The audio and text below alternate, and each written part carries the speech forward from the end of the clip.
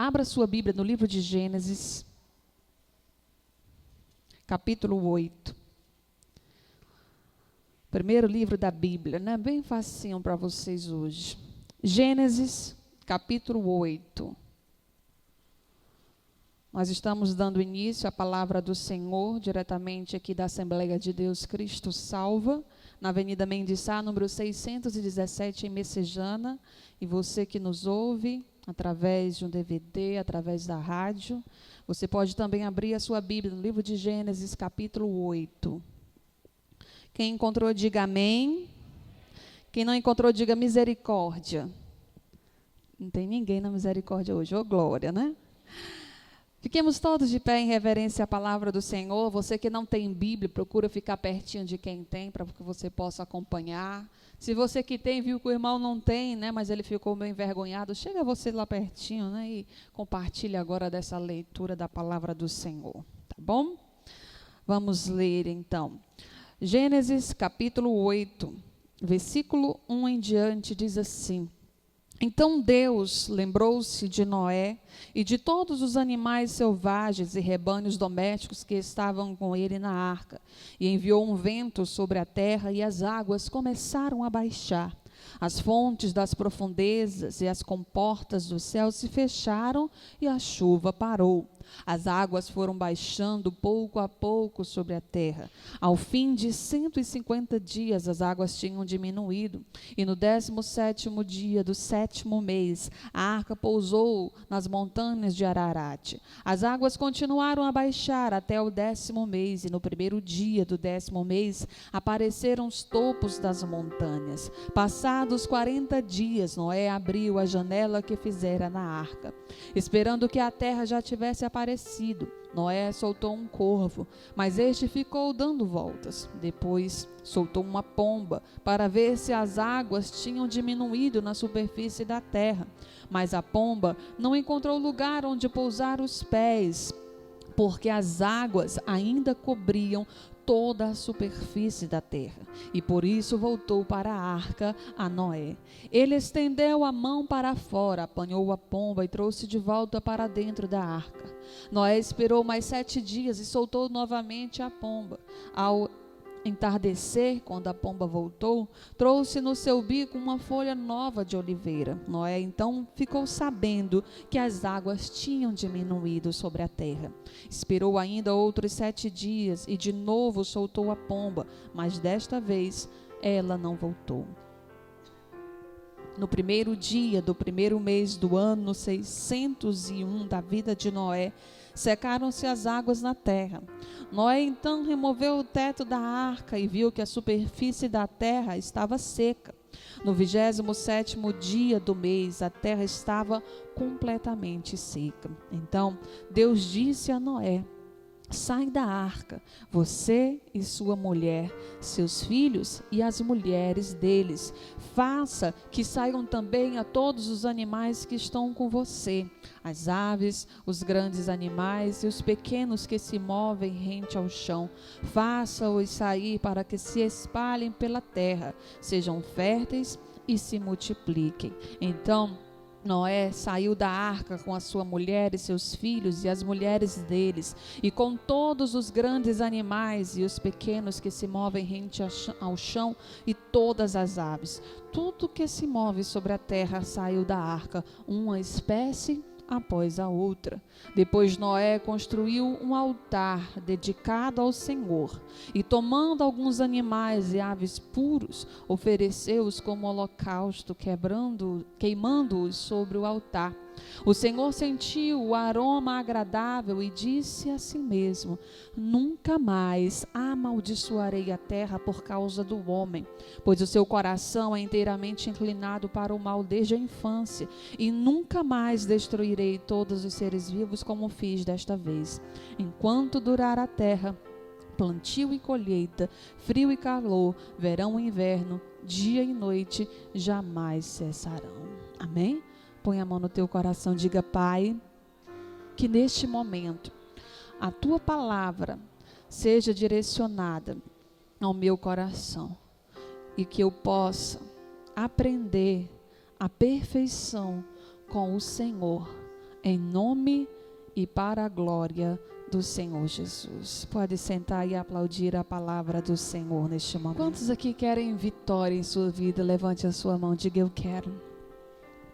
Uma coisa que nós devemos aprender com o Senhor é estar diante da obediência de Deus. Nós lemos aqui uma passagem onde o Senhor começa a relatar já no final do dilúvio. Eu queria ver com vocês uma questão. Por que o dilúvio aconteceu? Vamos fazer uma análise. Como estava aquele povo? No pecado, na devassidão, indo após o desejo do seu próprio coração, fazendo somente aquilo que eles desejavam, mas eles não queriam ter um compromisso sincero com o Senhor. E quando Deus levantou Noé e sua família, ele tinha um propósito. O propósito dele era salvar aqueles que quisessem ser salvos. E até hoje ele tem esse propósito nas nossas vidas. O propósito de Deus, ele não mudou. O Senhor, ele quer também que cada um aqui entre numa arca. A arca de Deus significa o lugar de refúgio. O lugar onde nós estamos separados do pecado, um lugar onde nós nos distanciamos daquelas pessoas que não querem um compromisso com Deus, um lugar onde nos reservamos a estar alimentados apenas pelo Senhor. Entenda que quando Noé, ele começou a construir aquela arca, o Senhor providenciou tudo. Imagine que há tantos anos atrás não havia tecnologia de hoje. É ou não é? Hoje em dia é muito fácil alguém construir, porque hoje já tem robô. Você for nessas indústrias aí que formam, né, que produzem carros e equipamentos em série, né? Muitas vezes o homem já fica até de lado, porque hoje, né, o maquinário, né, já tem a questão de informática, a questão de tecnologia, avançou tanto que hoje, para construir uma arca daquela seria questão de um dia. Mas naquela época não. Demorou tempo, com certeza, para que Noé construísse aquela arca. Tempo suficiente para que aquelas pessoas se arrependessem dos seus pecados. Tempo suficiente para que aquelas pessoas pudessem parar, pensar e analisar: será que eu quero entrar nessa arca? E Noé, ele obedeceu. Enquanto que todos poderiam estar chamando Noé de louco. Sim ou não? E hoje, muitas pessoas podem até chamar você também de louco, porque você tem aguardado pela vinda de Cristo. É ou não é? Muitas pessoas têm até, feito chacoalhado, falado coisas chamado de crente, crentinho, né? De fanático, de iludido. Tu vai ver, não vai ter nada disso não. Quando naquela época eu tenho certeza de que as pessoas se achegavam até Noé, não era para saber o propósito que ele estava fazendo aquilo, não. Elas chegavam para envergonhar Noé. E dizer: você é um doido. Você acha que vai chover tanto assim? Você tem certeza disso? Como é que pode? Tu está ficando doido, está perdendo teu tempo fazendo isso daí. Queridos, a história não mudou. A história continua a mesma história. O Senhor, Ele tem nos ensinado a construir esta arca no nosso coração. Amém?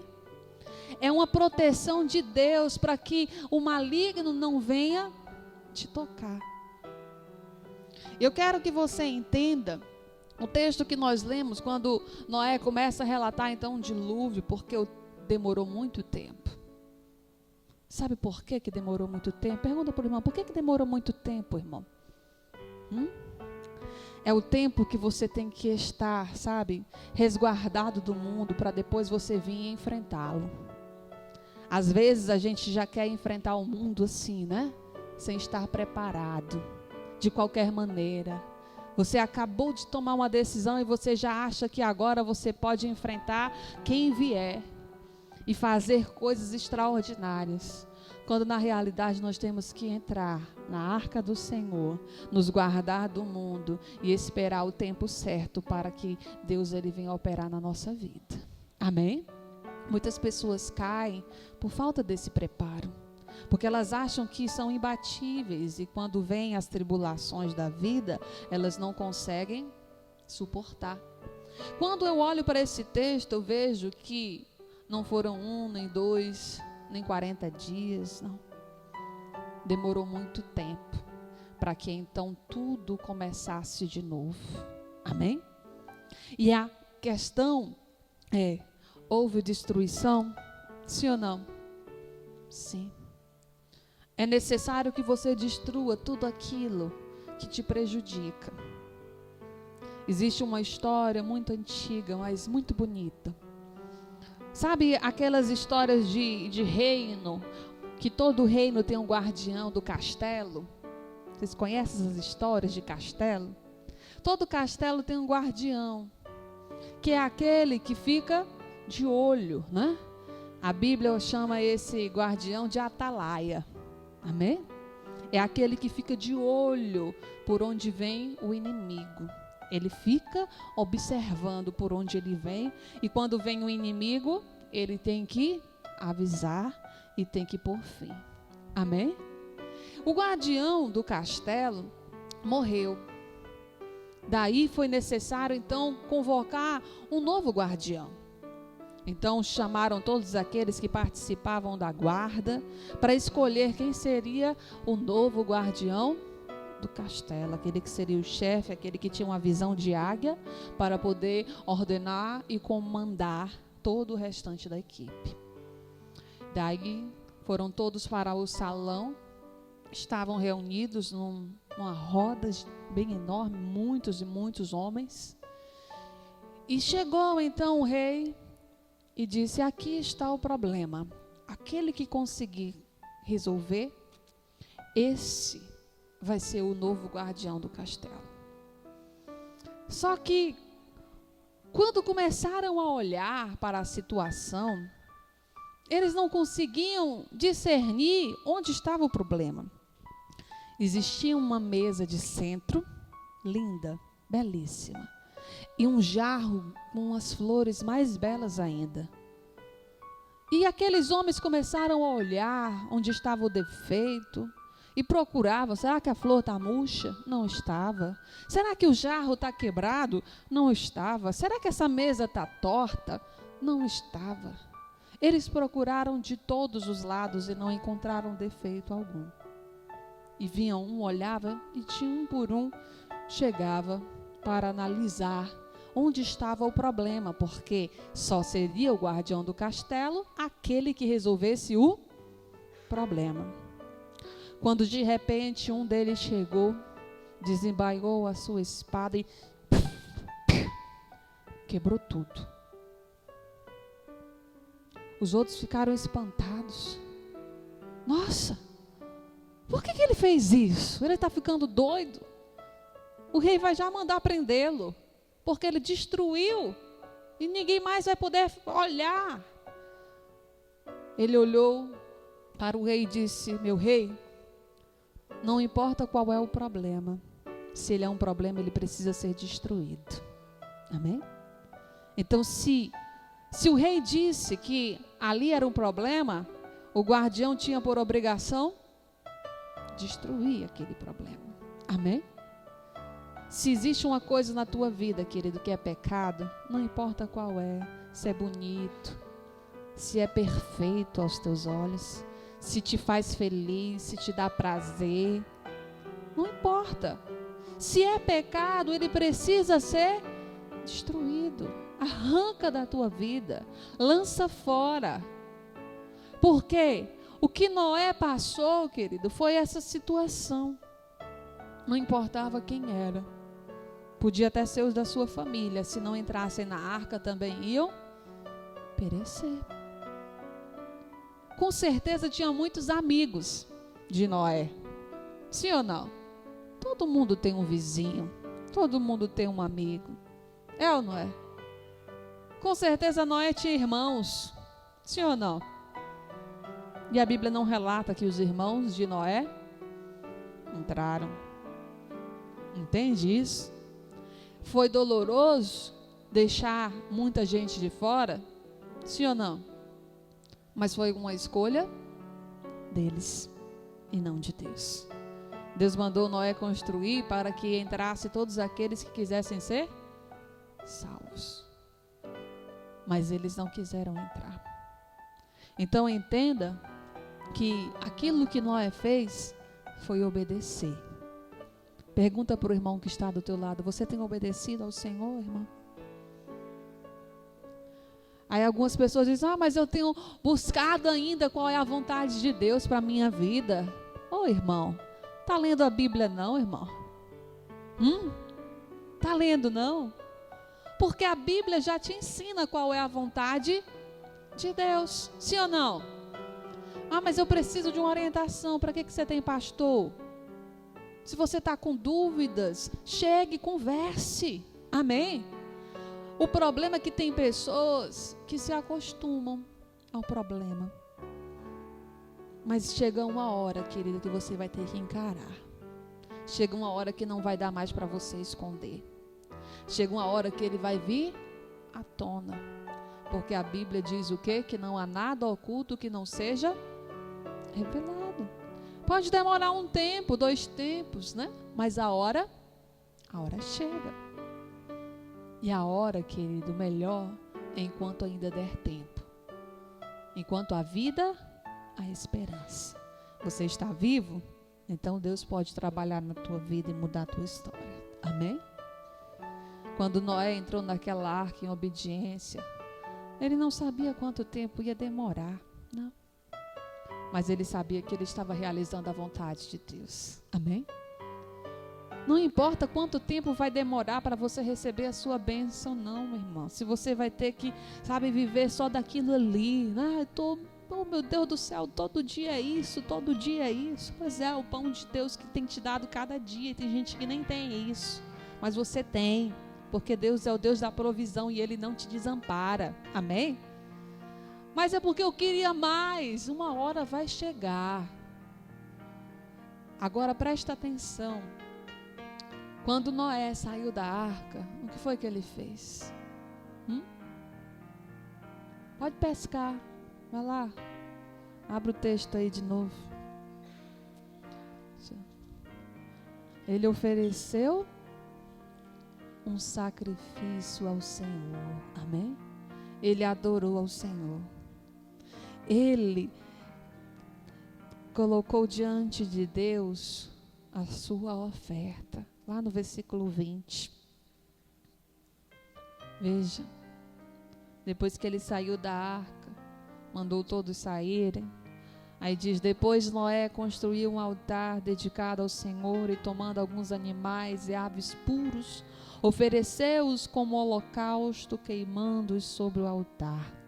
O Senhor sentiu o aroma agradável e disse a si mesmo: nunca mais amaldiçoarei a terra por causa do homem, pois o seu coração é inteiramente inclinado para o mal desde a infância, e nunca mais destruirei todos os seres vivos como fiz desta vez. Aí ele nos dá uma promessa. Ele nos dá uma promessa de bênção no versículo 22, veja aí. Enquanto durar a terra, plantio e colheita, frio e calor, verão e inverno, dia e noite, jamais cessarão. Amém? Amém, irmãos? O Senhor, querido, Ele espera que você viva em obediência e aprenda a entregar a sua vida como um holocausto. Amém? Como um cheiro suave. O que é desagradável às narinas do Senhor? Quem lembra? O pecado. O pecado cheira mal. A iniquidade cheira mal. Quando sobe as narinas do Senhor, Ele não suporta. Por isso, quando nós queremos entrar numa aliança de perfeição, nós precisamos viver em obediência e aprender a sacrificar o Senhor. Amém? Quando nós falamos em sacrifício, nós devemos entender que a palavra sacrifício ela é muito ampla. Muito ampla. Às vezes as pessoas, quando falam de sacrifício, umas só lembram de dinheiro, ou outras só lembram de promessas, né? Eu vou pagar uma promessa, eu vou me ajoelhar, vou subir aquela escada para chegar lá no gabinete de joelho, né? Quando na realidade a palavra sacrifício, ela é muito ampla, ela vai desde a sua renúncia ao pecado, porque é o maior sacrifício que tem é você abandonar o seu eu. Porque o pecado só está na sua vida porque o seu eu optou por ele. É ou não é? É tanto que cada um tem o seu. Tem gente que tem um problema com bebida, outro com droga, outro com prostituição, outro com adultério, outro com a mentira. Por quê? Porque cada um tem a sua opção. Cada um resolveu. Não, mas eu não escolhi isso não. Muitas vezes até que de maneira que você nem percebeu, mas a escolha foi sua. Você pode até ter sido induzido, alguém pode ter te influenciado. Foi meu pai, foi minha mãe. Pode até ter sofrido uma influência, mas a decisão foi sua. Ninguém te obrigou. É ou não é? Uma decisão sua. Muitas vezes até queriam te impedir, mas você, de teimoso, foi e entrou na história. Mas o que você tem que fazer é sacrificar, primeiramente, em abandonar a vida de pecado. Amém? Começa daí. Quando eu começo a sacrificar a minha vida de pecado, eu começo a entender que a perfeição de Deus inclui muitos outros sacrifícios. O sacrifício do teu tempo também é um que muitas pessoas não querem fazer. É ou não é? Eu lembro que tinha uma pessoa que dizia que eu era rato de igreja, porque eu queria estar na igreja todos os dias. Se eu não estiver na casa do Senhor, onde é que eu vou estar? Me diga, que melhor lugar eu posso ir do que a casa do Senhor? É ou não é? Então deixa te chamar de rato de igreja, irmão, ou de fanático, crente fanático, né? Agora só quer saber de igreja. Muito melhor eu estar aqui recebendo a palavra, sendo edificado, sabe? Me enchendo de fé, para que amanhã eu vença o mal. Porque todos os dias nós temos batalhas, é ou não é? Todo dia.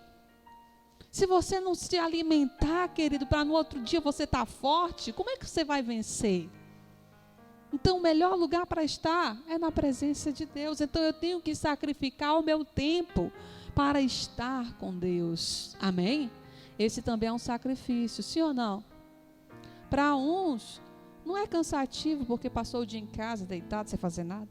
Mas a maioria trabalha no batente pesado e tal, né? E chega em casa, é aquele banho apressado para poder ver se chega pelo menos na hora da palavra, mas vem. E isso é um sacrifício que você está entregando a Deus e está subindo como um aroma suave. Amém? Quando você decide educar os seus filhos na presença do Senhor, você está dedicando a Deus também um aroma suave. Quando você decide ser um ofertante dizimista, você está declarando para Deus um sacrifício. Mas por que missionário um sacrifício? Se é uma questão de obediência, mas eu digo também questão de sacrifício, não é nem só por causa do valor, não. É por causa disso aqui e disso aqui. Muitas pessoas logo no mundo são acostumadas a serem apegadas às coisas. É ou não é? Isso é meu. Você tem a mania de dizer isso é meu, não é? Isso é meu, isso é meu. Olha para o irmão e diga, comece a declarar que isso é do Senhor. Amém? Comece a declarar, diga, isso é do Senhor. Eu apenas sou um administrador. Amém? Deus me deu para poder o administrar enquanto Ele quiser. Por quê? Porque você tem que aprender, querido, a não se apegar às coisas deste mundo. A Bíblia diz que onde está o teu coração, aí está o teu tesouro. Então o teu coração não tem que estar naquilo que você tem. Aquilo que você tem é bênção de Deus na tua vida. Amém? E Ele tem mais para te dar. De onde Ele te deu esse daí, tem muito mais. Quem crê aí? Então, não se apegue a isso. Não faça disso o seu ídolo, o seu Deus, não. Receba isso como promessa de Deus na tua vida, porque Ele quer que cada um aqui seja vitorioso na sua vida financeira. Amém? Mas isso, olha para o irmão, isso só vai acontecer, irmão, quando você começar a andar em obediência. Amém? Andar em obediência. Existem pessoas, né, que dizem que basta tão somente que você oferte, dizime e vai receber a prosperidade. Isso não é viver em obediência. Tem pessoas que até acham que não precisam nem entregar a vida a Jesus. Se elas só entregarem o dízimo, pronto. Tá bom demais e vai receber a prosperidade, vai ficar rico, né? Como dizem no popular. Não é assim. Não é uma troca de valores. A obediência de Deus implica em que eu seja abençoado. Amém? A obediência não é só na entrega do dízimo, é na entrega da minha vida ao Senhor. Eu tenho que ter uma aliança de perfeição. Olha o que é que Noé fez. Ele ergueu um altar e sacrificou ao Senhor. Chegou o momento de você entender que o altar, ele só é erguido no teu coração quando você permite que ele, o Senhor, habite no teu coração. Amém? Não adianta você entregar o holocausto se você não tiver erguido um altar. Quem está entendendo?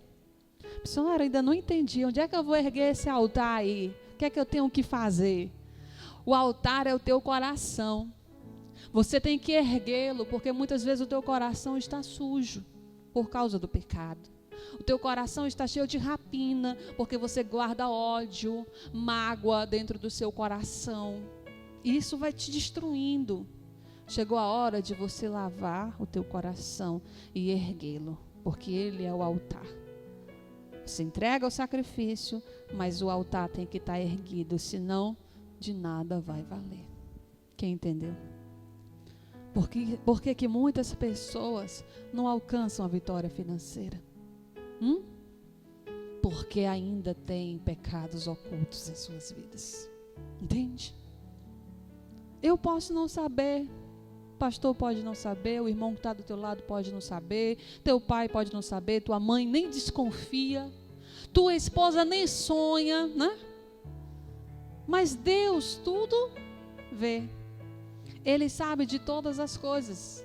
E por isso, querida, que você não recebeu aquilo que você tanto sonha. Entende? Limpa o altar. Ergue. Para que você possa oferecer sacrifício a Deus. Amém? O altar do nosso coração, querido, é o principal.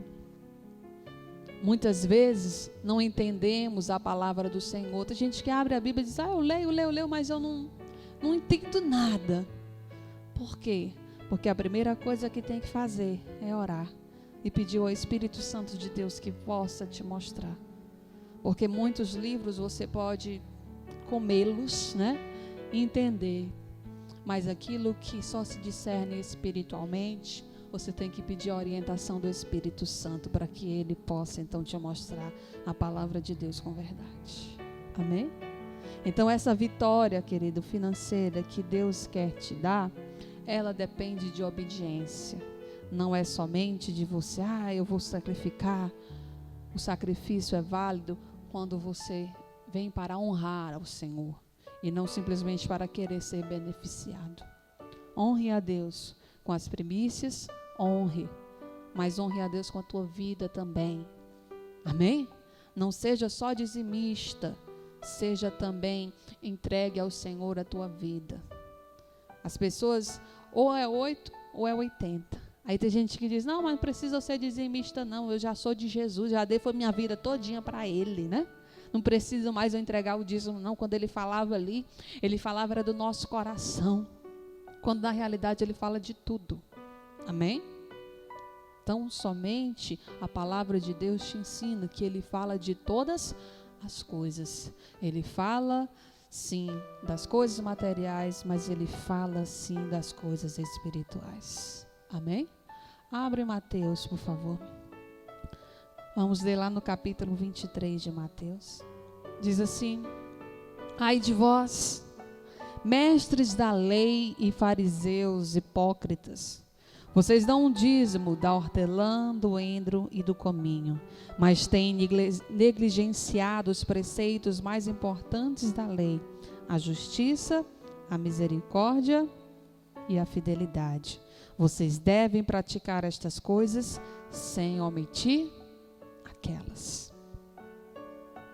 O que ele está dizendo é que você tem que dar o dízimo, sim, de tudo aquilo que você recebe. Vamos somar, o que é isso daí? O que é esse hortelã, o endro, o cominho?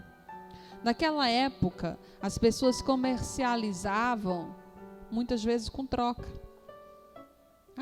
Eu vou te dar aqui um endro, você me dá aqui um cominho, vou te dar um hortelã, e assim por diante. Eles viviam muito nessa questão da agricultura.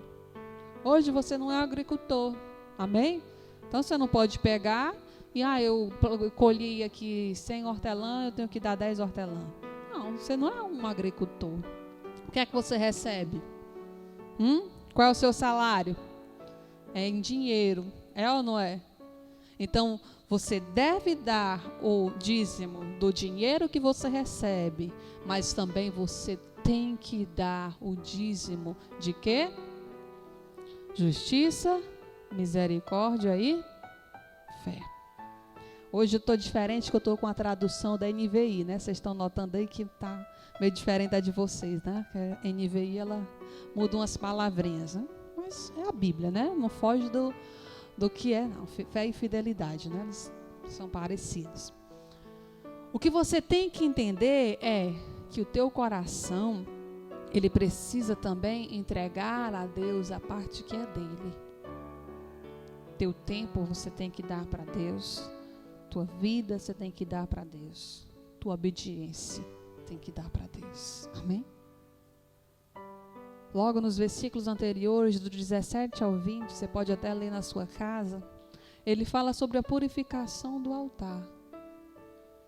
E fala que o altar, ele é mais importante do que a oferta. Por quê? Porque o teu coração, querido, é o que é o mais importante. Mais importante. Porque se você não tiver no teu coração a integridade, você não é fiel ao Senhor. Quem entende isso? Não é. Aparece de tudo como desculpa para que você não seja fiel. Aparece de tudo. Então a obediência, ela é algo que você tem que plantar e colher. Essa é a lei da semeadura. Plantar e colher.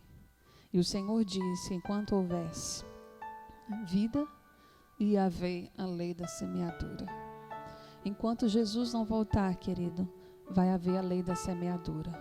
Você vai colher aquilo que você plantou. Quer colher a bênção de Deus? Quem quer colher a bênção de Deus? Então, plante obediência. Porque os obedientes, eles serão abençoados. Amém? Os obedientes, o Senhor, sabe, se agrada. É como uma oferta suave às narinas do Senhor. Então, que neste momento você possa entender que o teu chamado, querido, para uma vitória financeira está além do material. Porque o material só é alcançado quando o teu coração é. Amém? Muita gente coloca como obstáculo para não servir a Deus a vida financeira. É ou não é? Não, eu não vou para aquela igreja não, porque senão eu vou ter que dar 10% para o pastor. Ainda diz logo que é para o pastor. Acontece que essa pessoa ainda não conseguiu, sabe, transformar o seu coração. Porque Deus, Ele trabalha no nosso coração de maneira sobrenatural. Mas existe uma necessidade. Sabe qual é? Diz lá em Apocalipse, Ele diz, eis que estou à porta e bato. Se alguém ouvir e abrir, eu entrarei. Amém? Então o obstáculo não é do Senhor. O obstáculo é nosso. Ouvir e permitir que Ele entre. Se você ouvir, já é um primeiro passo. Amém? Já é o primeiro passo. Por isso que é tão importante, né, que a igreja esteja aberta e que a igreja tenha canais de veicular a palavra. Porque a fé vem pelo ouvir. E se alguém ouvir, pode ser que eles abram. Quem está entendendo? Então, por isso que é tão importante você ouvir. Para que você possa abrir o seu coração. Para que a vontade de Deus, ela se realize na tua vida. E você passe a viver a obediência. E assim, você conquiste a vitória que tanto você quer. Amém? Deus, Ele tem o melhor para cada um. É ou não é? Então não te preocupa com o tempo. Te preocupa em obedecer. Obedecer a Deus é sempre o melhor. Ele é fiel, querida, e Ele vai cumprir todas as suas promessas. Então, quando o Senhor fala sobre a questão dos fariseus, é sobre a questão da hipocrisia. Olha para o irmão e diga, não seja hipócrita, irmão. Seja fiel. Os fariseus, eles tinham no seu coração um intuito de distorcer a palavra. Eles estudavam a Bíblia não para segui-la, mas para querer impor aos homens aquilo que eles nem com um dedo queriam carregar. O que eles sempre queriam era, como diz no popular, a puxar a sardinha, né? Para o lado deles. Tudo eles queriam se beneficiar e ir contra a vontade de Deus. Não seja assim. Amém? Não seja assim. Muitas pessoas procuram alguém que fale aquilo que lhes agrade. É ou não é? Eu vou procurar aqui alguém que fale aquilo que eu quero ouvir. Já teve gente de deixar, sabe, a congregação para ir para uma que não fala sobre o dízimo. Já teve. Não, eu vou para lá porque ali diz que eu não preciso entregar. Aí vai. Quando na realidade não quer servir a Deus, porque se eu quero servir a Deus, eu tenho que viver em obediência. E a Bíblia me ensina que eu tenho que entregar. Então, se eu não entregar, eu estou em desobediência, estou faltando com Deus. E a Bíblia nos relata que isso pode me tirar aquilo que eu tanto anseio. O que é que você mais deseja nessa vida? O quê? Cutuca o irmão e diga a salvação, irmão. O que é que você mais anseia? A salvação. É ou não é? Esse não é o nosso propósito, estarmos aqui? Sim ou não? É porque a gente quer ir para o céu. Quem quer ir para o céu, dá um glória a Deus aí. Esse é o propósito. Mas, querido, existem coisas que podem te impedir de ser salvos. Sim ou não? Sim ou não? Vamos lá para Apocalipse. Abre aí a Bíblia. Vamos ver o que é que pode te impedir. Diz assim, mas os covardes. O que é um covarde? Aquele que morre de medo dos outros. Esse aí não é para o céu, não? Não tem nada a ver, né? O covarde é aquele que não tem coragem de assumir que é de Cristo. Por quê? Porque sente vergonha dos amigos. Você entendeu? Esse aí é um covarde, né? Não quer assumir aquilo que crê por causa dos outros. Vamos lá, o que mais? Os incrédulos são aqueles que realmente não crê. Não creio, não quero crer, pronto, né? O que mais? Os depravados. E aí? Tem um bocado hoje, né? O mundo tá cheio de gente depravada, não tá? É homem, é mulher, um negócio meio misturado, né? Quem mais? Os assassinos, que têm se multiplicado, realmente assim, antigamente se matava quem não conhecia, né? Hoje em dia estão matando até os familiares, é ou não é? Negócio sério. Quem mais? Os que cometem imoralidade sexual, não precisa nem falar, né, que todo mundo já sabe o que é. Os que praticam o quê? Feitiçaria, ou seja, né? Ah, mas é mesa branca, é branca a mesa, né? É de paz, é de luz, né? É feitiçaria do mesmo jeito. Macumba, umbanda, quimbanda, candomblé, centro espírita, ocultismo, tudo isso é feitiçaria. E olha para o irmão e diga, tem mais um feiticeiro, irmão. Sabe quem é? É o rebelde. A Bíblia diz que o pecado de rebelião é como o pecado de feitiçaria. Então o rebelde também é um feiticeiro. O que é uma pessoa rebelde? É aquela que não quer dar ouvidos à voz da autoridade do Senhor. Se rebela contra a verdadeira, né, palavra do Senhor e quer impor outra. Esses aí não vai para o céu. Quem mais? Os idólatras, todos aqueles que adoram a ídolos, sejam imagens de escultura, seja uma pessoa, seja o dinheiro, seja o que for que colocou acima de Deus, é uma idolatria. Quem mais? Todos os mentirosos. Eita Deus. Tem gente que só cresce financeiramente por causa de mentiras. É ou não é? Mente que só não sei o quê, engana os outros de tudo que é jeito, recebe o dinheiro dos outros e vai-se embora e não faz o que tem que fazer. Não vai para o céu. O lugar dele será onde? No lago de fogo que arde com enxofre.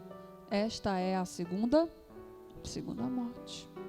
Então, queridos, se eu anseio tanto pela salvação, eu tenho que tomar cuidado com essas coisas aqui. Amém? Amém? Lembra disso, que você tem que todos os dias limpar o teu coração, ler a Bíblia e dizer, Senhor, não quero estar em nenhum desses caminhos. Amém? Todos os dias se guarde para Deus. Erga o seu altar de adoração ao Senhor e sacrifique todos os dias dizendo não ao pecado e dizendo sim à obediência ao Senhor. Amém? Aí você vai obter vitória financeira, obter vitória no casamento, obter vitória na tua vida espiritual, que você vai se sentir forte. Satanás não vai ter do que te acusar porque tu está sendo fiel. Amém? Então, entenda, o propósito de Deus é que você entre na arca para estar seguro, que você erga o seu altar para adorá-lo e que você sacrifique, para que esse sacrifício suba e chegue até as narinas do Senhor como uma oferta agradável aos olhos dele. Amém? Então, curva a tua cabeça neste momento. Curva a sua cabeça. Eu quero agora que você examine o teu coração.